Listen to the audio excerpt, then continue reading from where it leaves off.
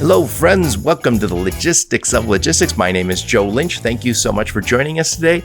Today's topic is Built to Last, inside Holman Logistics with my friend Mike Gardner. How's it going, Mike Gardner?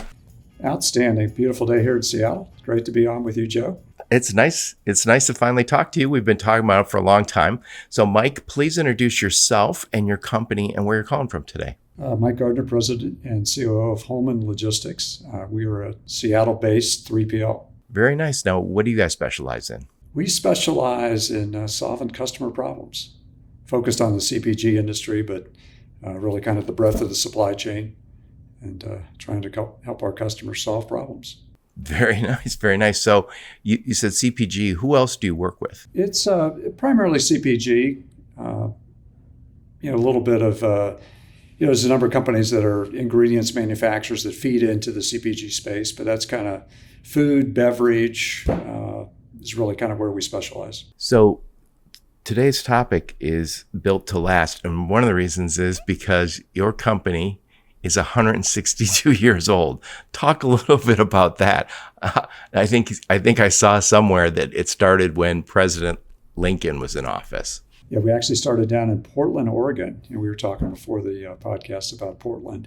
And then the Downey family purchased it about 100 years ago. So it's been in Brian's family over 100 years. So they're the newbies.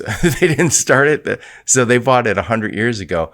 We're going to get into the details of this because it's a rare thing. I mean, if a company lasts 50 years, people are asking why. But to last 162, especially in logistics, which tends to be, I won't say fleeting, but there's always a consolidation. There's always a big change and people retire and move on. But to have a company stick around 162 years and be stronger today than ever before is quite a feat. Yeah, it is quite remarkable. It's kind of fun. It's fun to be part of it. Yep.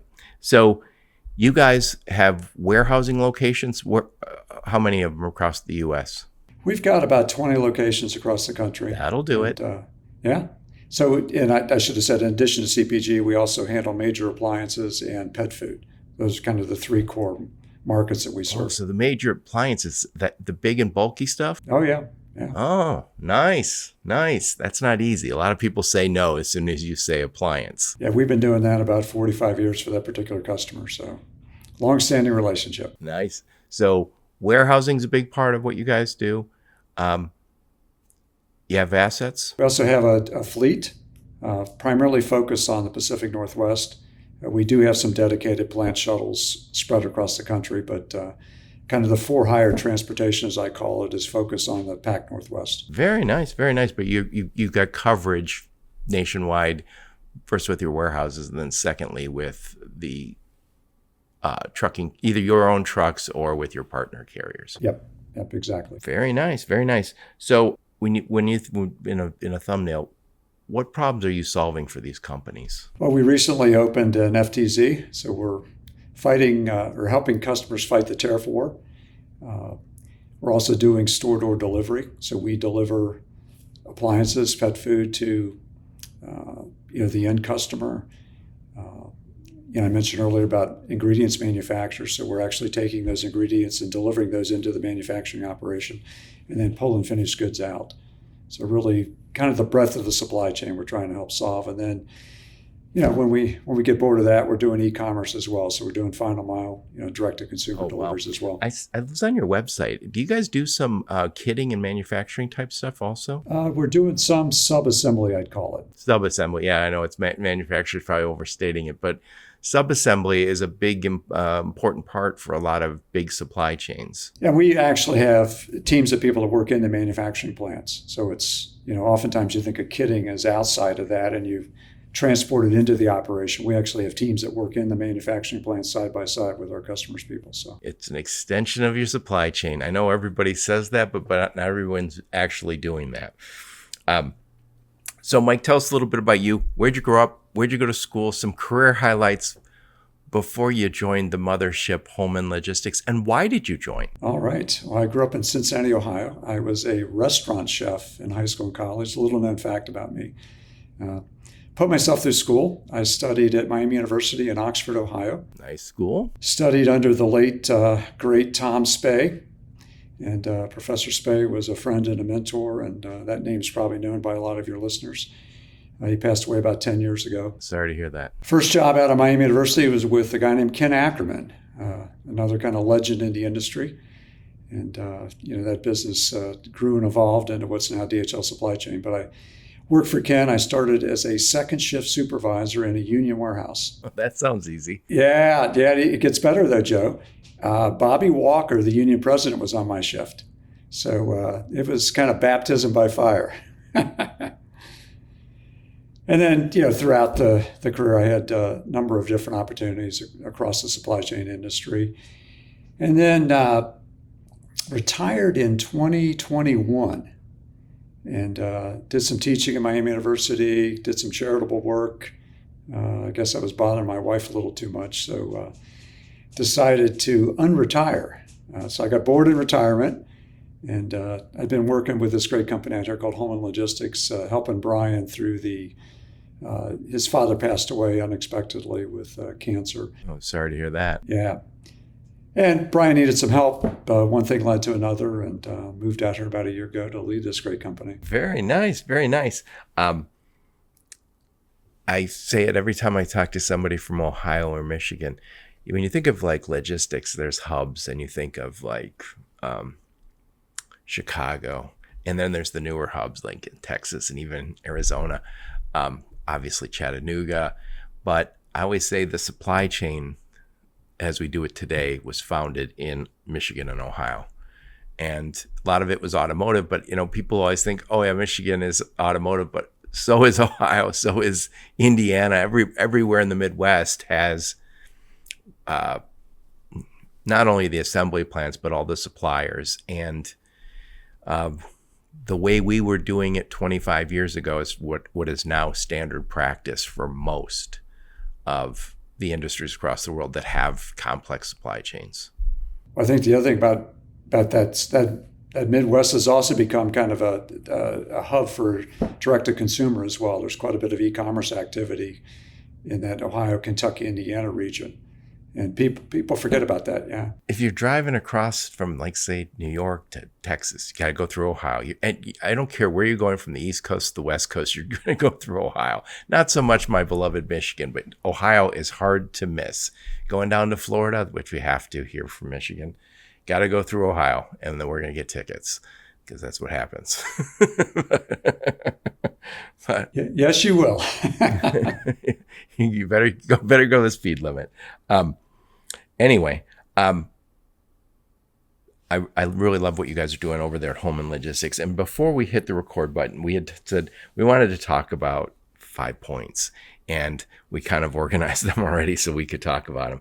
And the first one is all about safety. Talk about Holman's commitment to safety. Yeah, we're on what I call a journey to zero. And oftentimes you'll hear people say, well, our safety record is better than the industry average. Well, so what? My view is that the goal has to be zero. It's no accidents, no incidents, therefore no injuries, right? And my view is that we owe our people a safe work environment.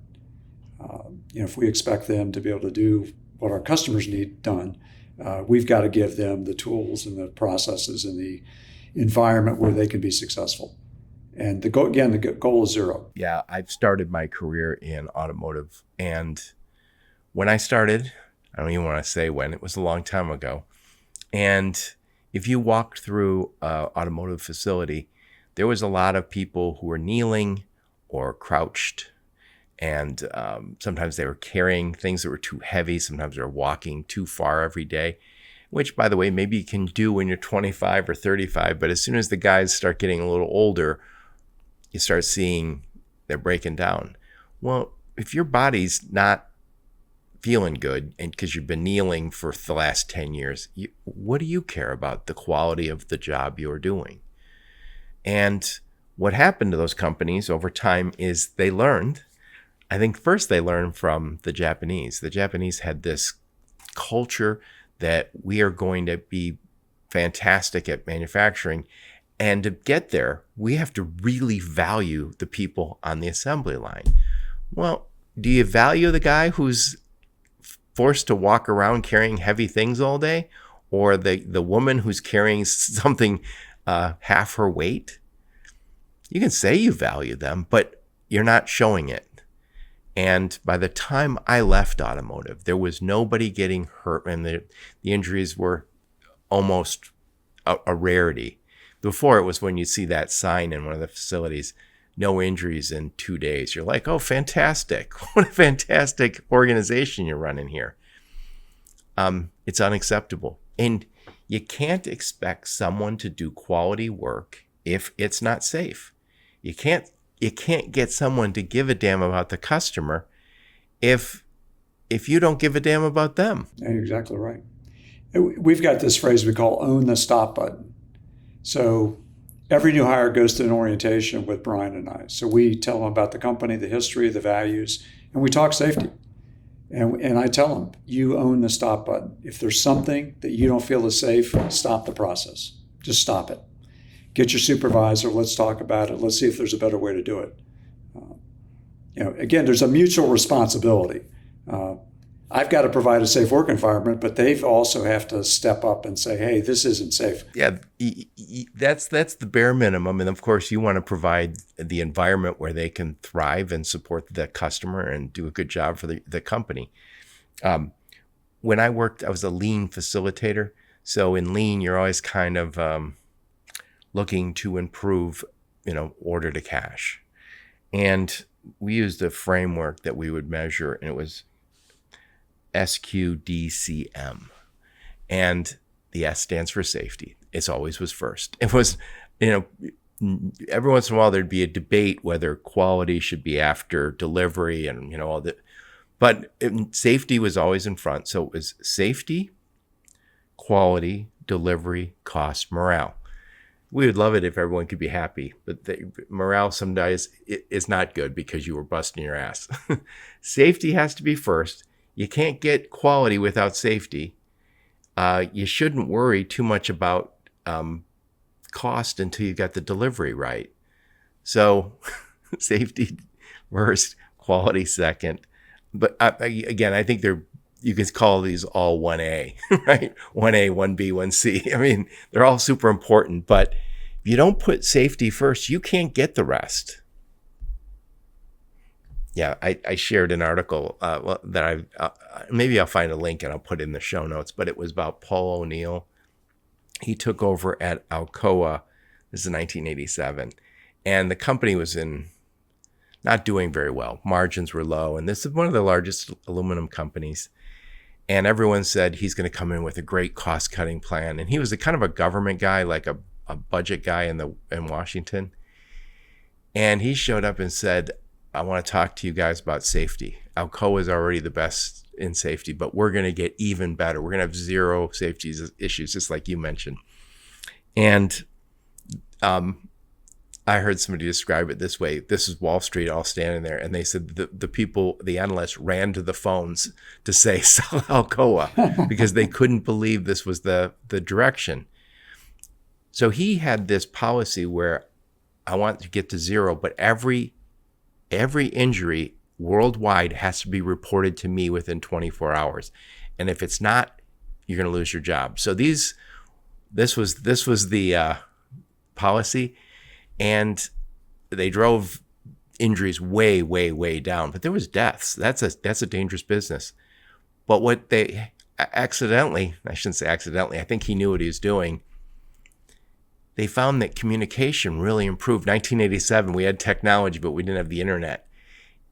They kind of set up a system, kind of we'll call it early internet, intranet probably, to inform him of injuries. And they said before long that the information from the bottom of the company to the top of the company was one day, as opposed to probably was weeks at that point. Yeah.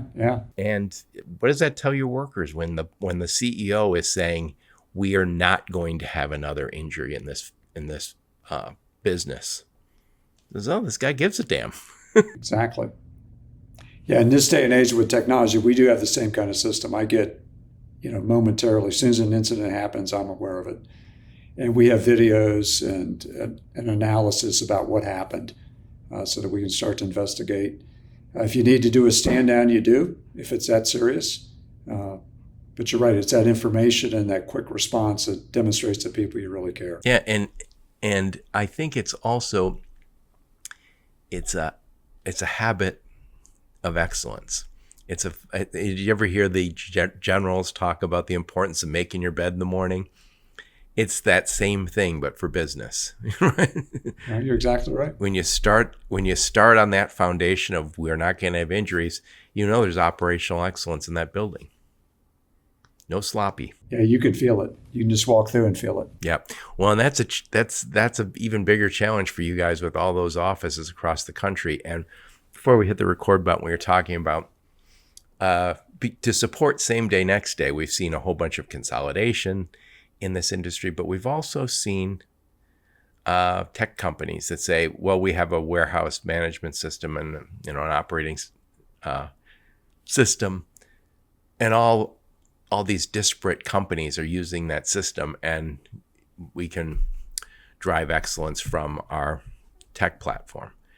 And I was like, I'm not a hater, so I'm not going to say that can't work. But do you have the culture and the consistency and the predictability in all those locations?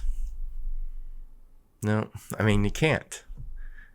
And if I was vetting and say, hey, I need to work with someone who has facilities across the country, I want one throat to choke, or as my friend said, Joe, that's old school. It's one back to pat. I want to come to Mike and say, damn it, Mike, something didn't work. Please make it better. I've had those calls before. Oh yeah. Well, you don't get the big job over there without having that. Yeah, you're probably right. So we talked about safety and that being a foundational value for you guys. Talk about that 162 years you've been in business and what has been the North Star on that? I think the North Star, in addition to safety, of course, has been the customer. And just, over the years, we've shifted and changed and added locations and closed locations and added trucks, whatever it may be, to support those customers, to support their changing needs. I mean, you talked about M&A in our space. There's been an M&A probably in every industry. And every time something happens, networks change. You look at the tariff war that we've experienced the last couple of years, right? That's disrupted supply chains. There's been volcanoes, all kinds of weather issues, and that creates challenges for people. And, again, our North Star has been that customer. Yep. And the constant adapting. When you think just the last, I'll say 7-8 years. Well, I'll go back all the way to the ELD mandate. The ELD mandate was like, oh my God, what a pain this is, because some carriers weren't doing, they weren't getting compliant right away. And it seemed that COVID just pushed on the supply chains. And we found out there was some brittle parts. Mostly good. It was not your great grandparents' pandemic where people lost 20% of the population, but it was very difficult on a lot of families. But everybody who's running a big supply chain organization like you guys really had to adapt. There was people who couldn't come to work. There was demand from the consumers that outpaced everything we'd ever seen before. And of course, we couldn't get anything out of the ports. We just had to keep adapting. And then as soon as that got done, we had this freight recession, the longest one ever. And then just as everyone's like, cool, we're slowly coming out of that freight recession, the damn tariffs. It feels like the disruption never ends now. It's just, and maybe we just have more visibility. There was challenges a generation ago. We just didn't know about what was going on across the world. That's what I try to tell my wife, all these various incidents. And, now we've got the war in Iran. the Strait of Hormuz is open or closed, open or closed.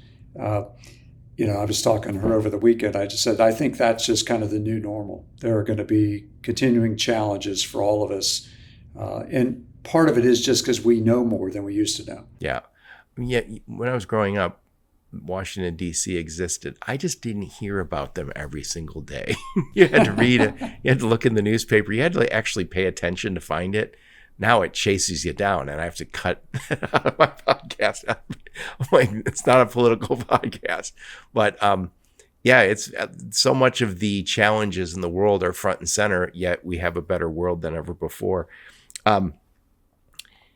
Yeah, so you guys have survived all this time, and you said the Downey family, which owns it now, they bought it 100 years ago. Even 100 years ago is an unbelievable success. I don't know that there's a logistics company that's been around in the same family. I think I talked to you about Ruan just before we hit record. I think they're 90 years with the Ruan, but you guys you got 2 generations longer. That's incredible. Yeah, it's quite a legacy. Yeah, you're right. Yeah, and yeah, so talk about your. I know you guys have this. We exchanged some emails. We talked before we hit record. You have this people first, performance driven culture. Talk about how you keep that culture going across all of these locations across the country. Well, it starts with safety, right? That we provide the right work environment. That we've got some core values, and we try to recognize the leaders and teams that live those core values. We've got something to honor Brian's father called the Bob Downey Legacy Award.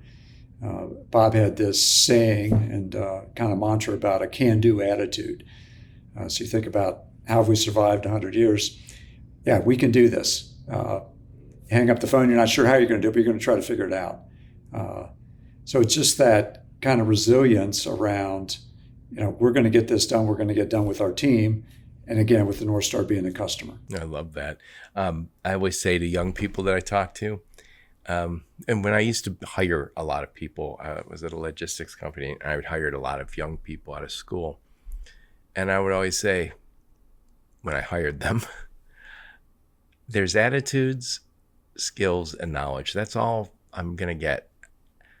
I can get you the skills you'll need.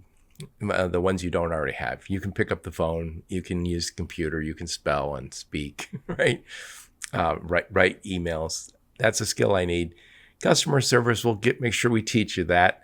The knowledge you're going to need of the industry, you can learn a lot of that either through our training or through just on the job.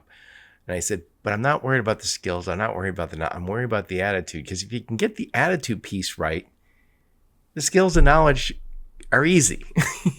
You can acquire those. It's hard to acquire a good attitude if you don't have one. You're exactly right. And I'm telling you, if you can bring a good attitude to a warehouse, you are in demand. In the past, I think we overvalued college degrees. Everyone has to get a college degree. You got to get a college degree. You can't have a good job. I guarantee you right now, if you're in a warehouse and you keep learning and you have a great attitude, the sky's the limit for you. It's not like 10 years ago where somebody says, 15, 20 years ago maybe, we're going to hire this young man out of college who's got a management degree to be the new head of this part of the warehouse. Nope. Nope. We're bringing on a guy who we've had here for 5 years who really gets it. Yeah, and that's part of what we do as well. I mean, there is a real culture. I mean, you talk about kind of promoting from within. A lot of the team has been here a number of years, and it does help kind of build that culture and that attitude. You're exactly right. Yeah, I won't mention their name, but one of the largest parcel companies, they were on the podcast a while back, and they said, we do a really good job of hiring people, not necessarily college degreed. We train them. They were doing a lot of medical stuff. They said, we train them in what they need to know. And then we work like crazy to keep them, because we realized how expensive it is to have turnover. And I think one of my favorite companies is Costco. And I don't know if you pay attention to Costco. They pay more money up front to their associates because they don't want to lose them. and they have, I think, 7% turnover in the first year. And they said, which is a fraction of what most retailers have. And, anyone who goes to Costco, they go, yeah, those people are shining on the spot. They care because the company cares. Yeah, it's hard to live in Seattle and not know Costco. Oh, that's right. It's based out. Well, I told you my daughters are in Portland, and Yeah. they got an old Costco where they live, and I was like, I'm used to the new one by my house. I love that place. We got some older ones here too, and the format is backwards. It's taken me a while to get used to it. The flow is a little bit different. Yeah. I listened to a podcast called Acquired, and it's a business podcast. These guys did a 3-hour podcast about Costco. If I can find it, I'll put it in the show notes. And it talks about the founding, and these guys had a vision of, we're really going to take care of our customers. And to this day, I just heard somebody say this, some bankers were in meetings with Costco about something, and each one of them was asked at the end, tell me how this is going to be good for our members. And some of them were like, well, it's good for, you're going to make money. And they go, tell us how it's going to be good for our members. And they made each one of them, if they didn't have an answer, come back and tell us how this is good for our members. Yeah. And I always say, you talk about operational excellence. I think there are 3,500, 4,000 SKUs, way less than, say, Walmart or Meijer here in the Midwest. And obviously they're a little different business. Sam Walton copied from Costco and said so. Sam's Club was copying Costco. He went and visited, had dinner with the founder of Costco, and then went home and said, I'm gonna change it. I think even the predecessor, if you hear Walmart, Kmart, those were named after the predecessor to Costco, which I think was, I forgot, something Mart.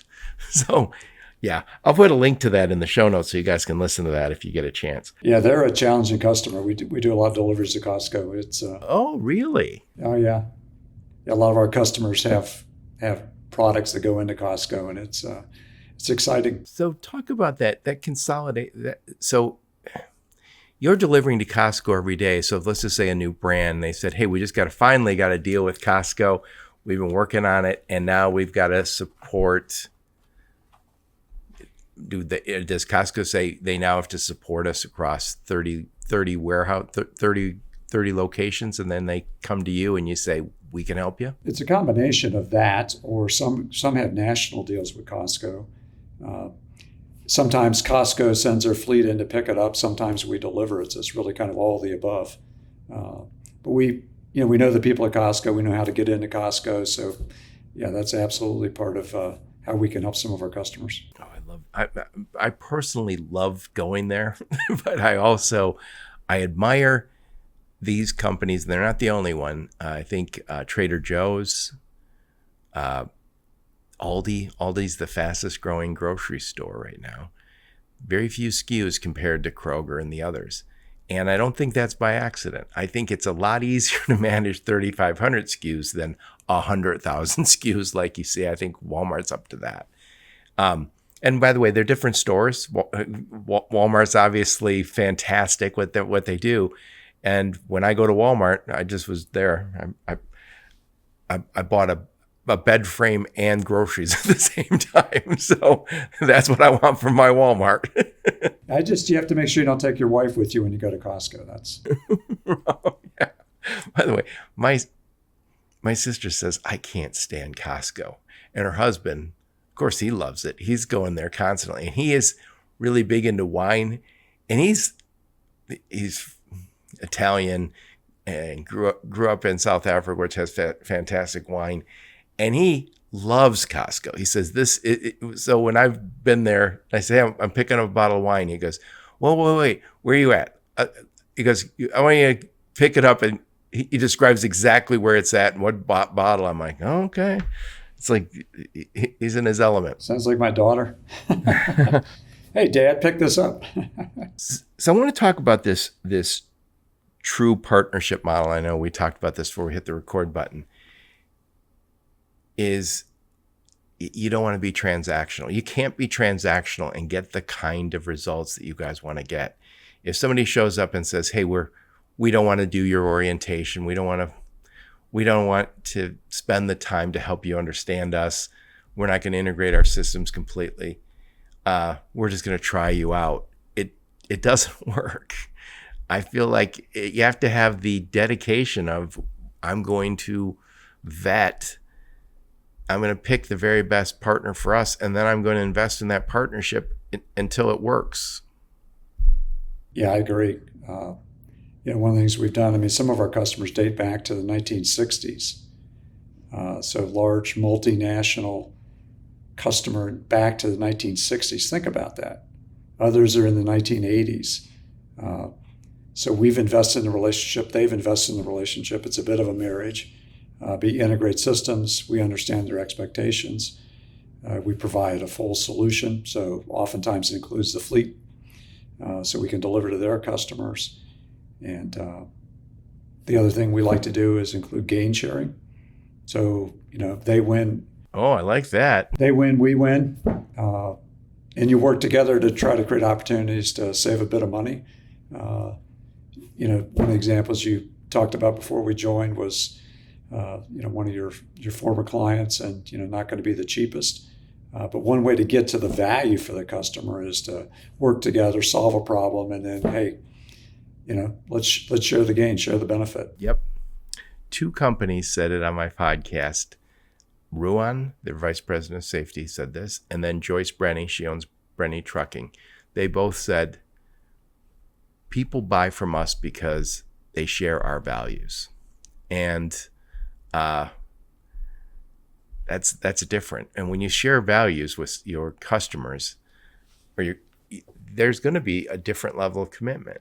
And when you say, hey, why'd you go with Ruan? Well, because they are one of the safest over-the-road trucking companies. That's important to us. Okay. So you don't leave at if somebody says, hey, because they're cheapest, guess what? There's going to be someone else cheapest next week. Cheap is not a strategy. And, when we talk about true partnership model, I said, I think we said it before we hit the record button. Right now, we have cybersecurity issues, and cybersecurity issues often turn into cargo security issues. And cargo theft has been a problem in our industry. And if you have long-term relationship with your suppliers, you probably don't have that problem. And I'm not against automation. We're all for automation. The technology that allows somebody to automatically pick a truck, even if you don't know who they are, I think we're all for that. But that is also let the door open to some bad actors. And they're very sophisticated. And we've seen the results. And if you're a company that's providing product to, like, your customers, to Costco or to some of the other big box stores, I don't think they're going to like it very much if there's cargo theft. And it's a huge issue. I recently was on another podcast. It was a fraud girl, it's Danielle Spinelli, and I said, one of my friends, he's an attorney, he said, hey, Joe, I was just on Facebook Marketplace. I see I could buy a pallet of linens. I was like, he's single, never married. This is where we watch football. I go, what are you going to do with a pallet? You don't even have any linens, let alone a whole pallet. And I said, that's stolen. That's what that is. So we have Facebook Marketplace and eBay and other places where I believe a whole bunch of stolen stuff ends up. Those aren't happening in the long-term relationships where you say, I've been working with Holman Logistics for the last 25 years. You're not going to get your stuff stolen. It's not to say it can't happen, but it's a lot less likely. But see, what's interesting too about these long-term partnerships is there will be issues. There will be disruptions in supply chain. There will be misshipments. There may be a stolen trailer, right? When those things happen, it's not the end of the relationship, right? you work together, you identify what happened, and you correct it. Had a customer that we had a theft broke into the warehouse. Police responded, thought the building was secure, left. The bad actors were still in the building. And they know the police aren't coming back twice, so they popped the doors. The alarms went off again, but again, the police aren't going to come a second time. Loaded the trailer and left. And, it happens. And I remember calling the CEO of our customer saying, hey, here's what happened. And, very understanding. And I said, we'll pay for the product. He goes, oh, I know you will. I was at a little 3PL and we couldn't get great pricing from the LTL carriers unless we had all their business. So we couldn't do anything transactional. If we got a customer, we got all their freight. And of course, you have to have that conversation with 200 people who don't want to have that type of relationship. And I would always say, you want to send an Excel spreadsheet to all the 3PLs you work with, all the freight brokers you work with, and we all fill that out every week. And you go with the cheapest price. Yep. And I said, and you're convinced that that's the cheapest way to do business? She said, yeah. I said, well, I have customers that when I screw up, when it's not on time, we'll go rescue it off the dock and expedite it. And she goes, well, that costs extra. I go, we pay for it because it's our fault. And I said, you can't make that investment in someone who is transactional. I said, we've also said we're not billing you for that shipment, or we're gonna take all the profit off of that movement because we didn't do something we were supposed to do. The long-term benefits really, really outweigh that transactional approach. And it's saving a penny and costing yourself a dime. Silly, silly way to do business. You're not going to ever convince anyone. Well, I got to say that. I convinced one person out of probably 200 of those conversations. And he said, no, I get it. He was an old purchasing guy. And he said, I get it. I like it. He goes, I never liked the idea of middlemen. And I would always say, how do you call me a middleman? I'm bringing a team, I'm bringing technology, and I'm cheaper than what you get it for. I was like, do you go to the grocery store and accuse them of being a middleman because you can't get your own bananas from the source? or do you just buy a bunch of bananas and leave it at that? So the last point I want to talk to you about is this whole idea of like modern capabilities. So somebody says, oh, this 162-year-old company, it's like, oh, God, they're probably ancient. They're probably decrepit. Right? That's the first thought you have. But you guys, the reason you're here after 162 years is because you've made the investments, you've kept up, and obviously have the technology necessary to do business with the biggest companies in the world, and some of my favorite, like Costco. So talk about that. Yeah, we like to call ourselves a thinking company, right? We've got a lot of bright young talent. Yeah, we got ideas. Being a little smaller than some, we're able to move pretty quickly. Against a family-owned business, we identify. We've got an AI tool, for example, that we put on our forklifts, so we can see everything that happens. Use that for coaching and training. We did that very, very quickly. And we try things out. We tried some autonomous forklifts. Technology didn't fit the solution that we needed, so we dropped it. So you could try something, you think about it. Somebody on the floor has an idea, you try it, it works, it doesn't work, and you move on. So we're pretty nimble and able to deploy various technologies. So. Well, it's not easy. I mean, you guys are a top 100 3PL, so it's not easy to stay nimble as you get big. But being privately owned, that is a superpower. I've talked to Doug Wagner from Echo Global Logistics a while back, and they were publicly traded, and then they went back to privately owned. And he said, when you have a big ownership model, and it doesn't necessarily have to be publicly traded, if you have a whole bunch of owners who are have different ideas about how the business should be run from New York, right? You can see how that would slow down, and also maybe make you reconsider an investment that's going to make this quarter's numbers look weaker. When you have a private ownership, you say, nope, we're going to do what is right.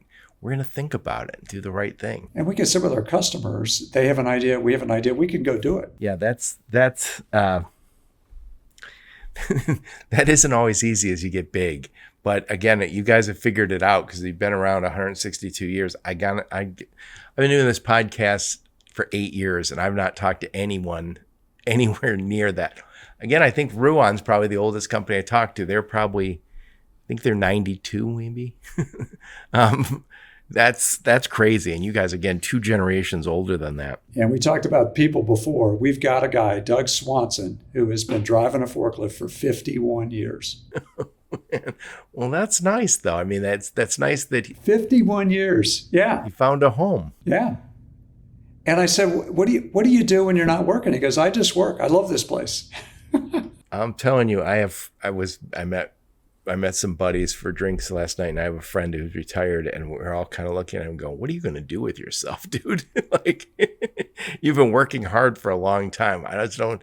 And he goes, well, I'm going to have some hobbies. I was like, they're going to be pretty intense hobbies if you do them at that level. We're not meant to be retired, I'm convinced. I know that story. I have a son-in-law who is a financial planner. And right after he started working in financial planning, he said, he was at a big company, and he said, all day long we get phone calls from guys who are talking about their portfolio. And he goes, a lot of times we already know what we're doing with them. We're managing it. That's why they have us. He goes, but they've been watching the news all day. And he goes, and a lot of times the news is on in the background. And he said, we put whatever station they were listening to in the CRM. He goes, that's another thing. They're always listening too loud so you can hear exactly what's going on their TV. And he said, they have a lot of money sometimes. He goes, and more than enough money to be retired. He goes, but they're too sharp to be retired. So they mess with their portfolio instead. And he goes, you'd be better off going back, go do something. Yeah. Anyway, enough of my blather. I'm going to summarize what we talked about today, Mike, and then I want to get your final thoughts on the topic.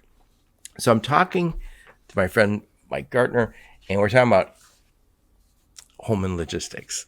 So built to last inside Holman Logistics, 162 years old. And we talked about 5 big points today. And these are some of the things that allowed you guys to stick around for 162 years.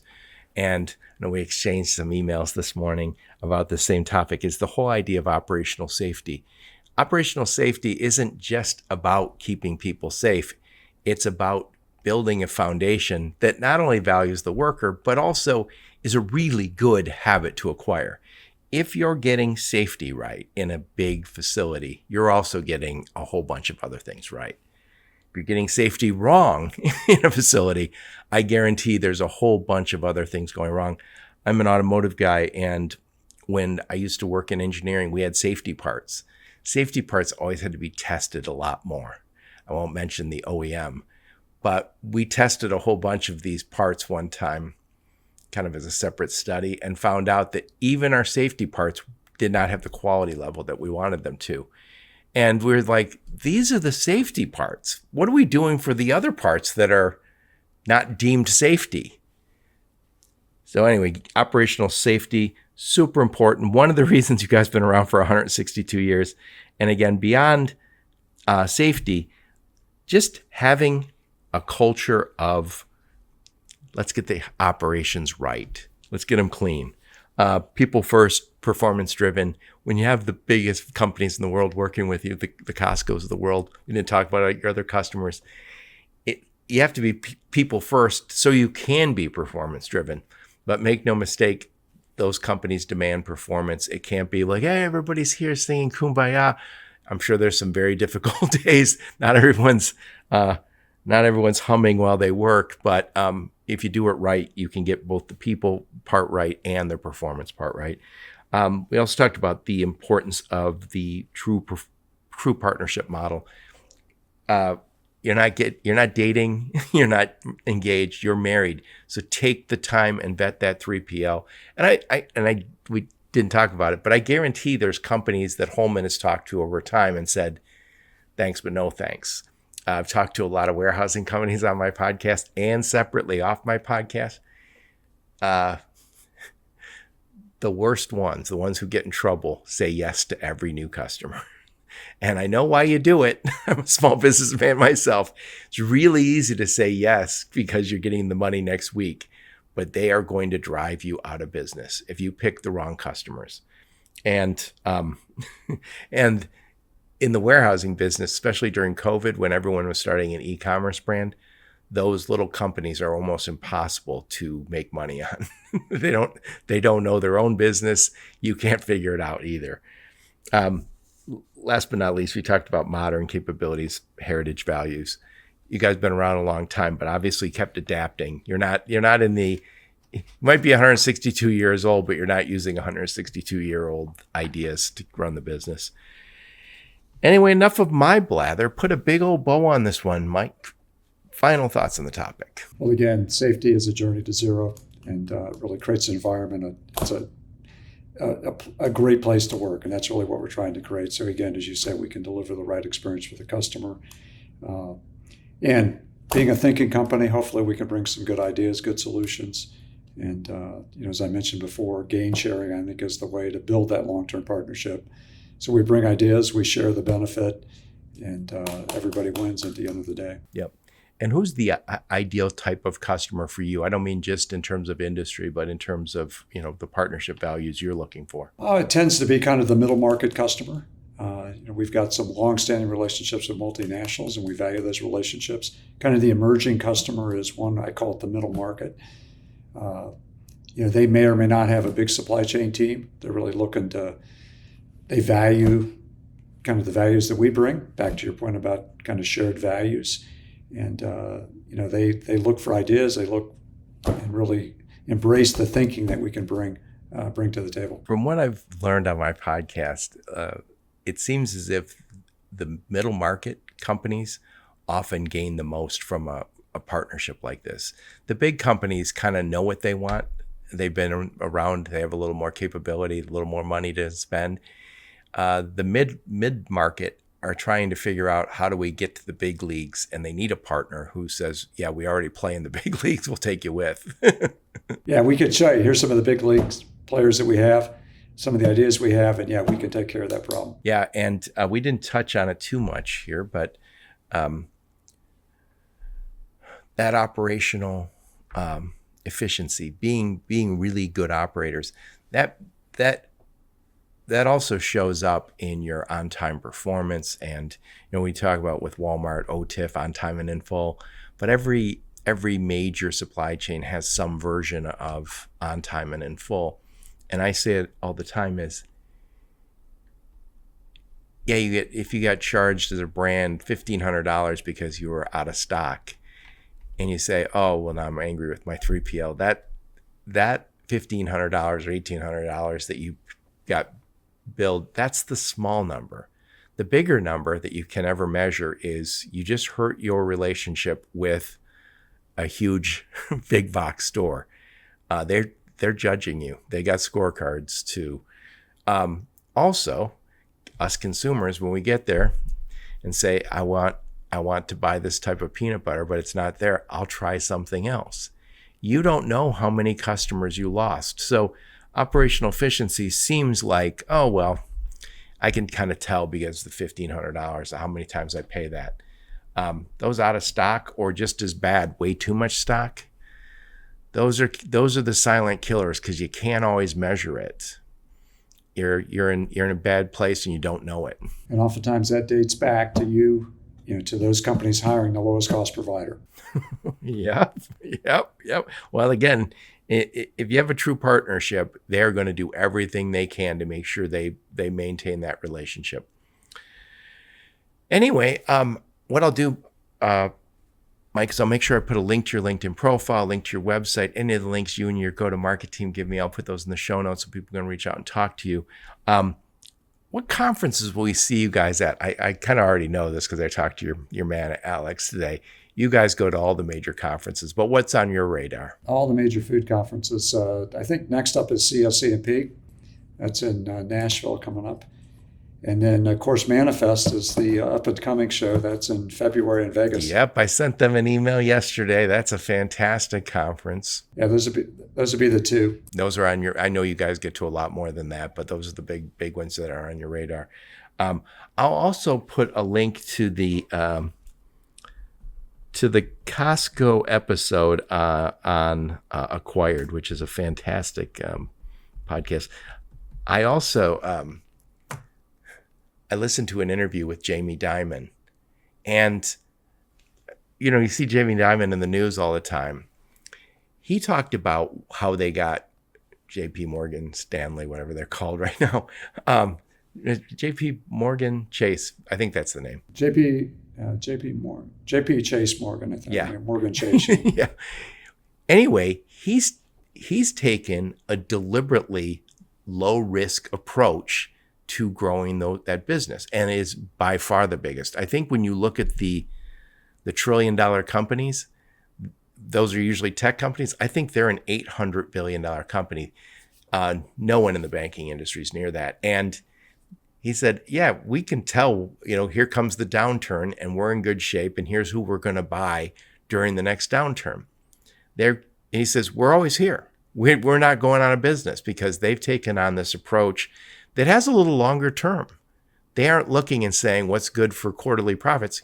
You know what's good for quarterly profits? Taking a lot of risk, taking big swings. It works until it doesn't. Anyway, it was a pleasure talking to you, Mike. Again, I'll make sure I put a link to your LinkedIn profile, link to your website, any of the links you and your go-to-market team give me. I'll put those in the show notes. Thank you so much for taking the time today. Yeah, great to meet you. Thanks, Joe. Appreciate it. Thank you. And thank all of you for listening to my show. Your support's very much appreciated.